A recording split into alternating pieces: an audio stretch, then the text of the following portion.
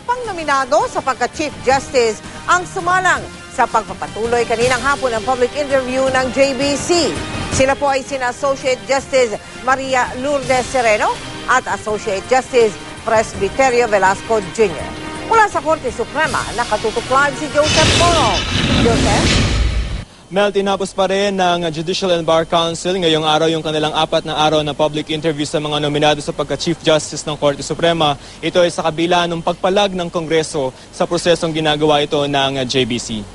Sa paniwala niya, kailangan po ng unang... Ang 52 anyos na Associate Justice na si Maria Lourdes Sereno ang kauna-unahang appointee ni Pangulong Noynoy Aquino sa Korte Suprema.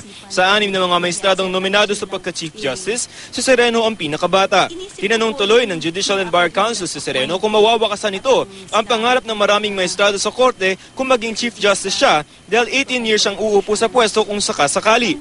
Ang inaalala ko lamang, kayo kaya na siyang pinakabatang mahistrado kung matatalaga bilang punong mahistrado ay hindi kaya maging isang suliranin nyo ang sitwasyon na ito na kayo ang pinakabata, makukuha nyo kaya ang paggalang, kooperasyon at pagsunod ng iba pang maestrado sa kataas-taasang hukuman? Ang lahat po kaming maestrado sa Korte Suprema, iisa lang po naman ang sinumpaang sa panunungkulan. Okay. Iisa lang po rin ang konstitusyon na aming ini-interpret. Itinanggi rin ni Sereno na may hidwaan sa loob ng Supreme Court at hindi raw kailangan ng healing justice. Yung sinasabi nila kinakailangan daw natin ng Chief Justice, na healing justice Healing. Hindi ho ba? May narinig po tayo na gano'n. Maraming nagsabi, healing justice, lahat, ano ba? Mahirap mamili ng healing justice sa tingin ko kung gano'n ang hinahanap natin, tanong ko kayo nag-ambisyon na Chief Justice, kaya ba natin kung tayo maging Chief Justice, maging healing Chief Justice tayo? Ano po ba ang i-heal natin? Kayo na po ang nagkwento na masarap po ang tawanan natin sa lunch. Wala pong hidwaan sa amin. Nagkaroon din ng pagkakataon sa Sereno na depensahan ng sarili laban sa mga balitang lumabas noon na siya umanoon nagbungkahi ng 10 bilyong bayad sa pamilya Cojuangco para sa Hacienda Luisita. Hindi po namin ever napag-usapan kung magkano talaga. In other words, pumasok na po yung mga feed from the outside. It is not on the record.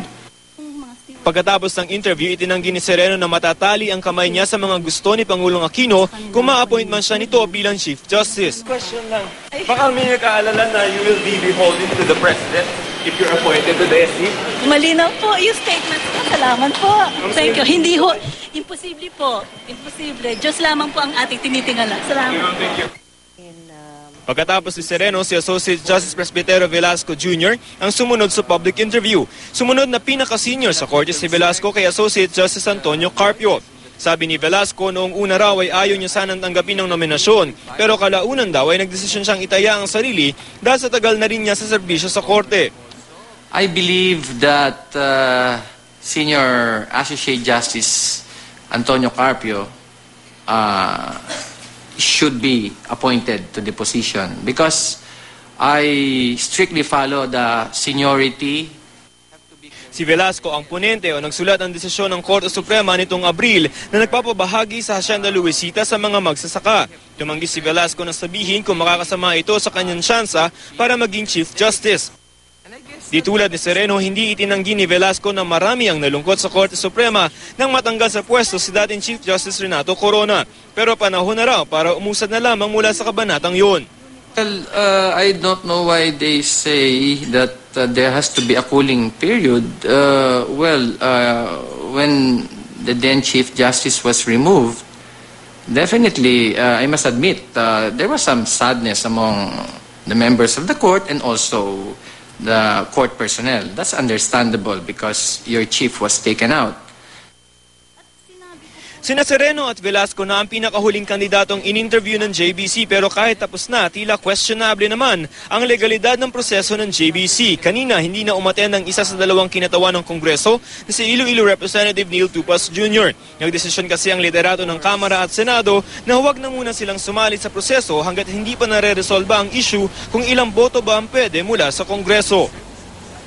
Mel, dapat sana ay sa Lunes na magbobotohan yung JBC para makapag-come up sila ng shortlist pero hindi na mangyayari yan. Postponed na yan. Ang mangyayari ay magkakaroon ng final deliberation o huling pag-uusap ang JBC sa Huwebes, August 2 pero wala pang petsa kung kailan sila makakapagbotohan para makapagbigay ng listahan kay Pangulong Aquino. Mel? Maraming salamat sa iyo, Joseph Moro.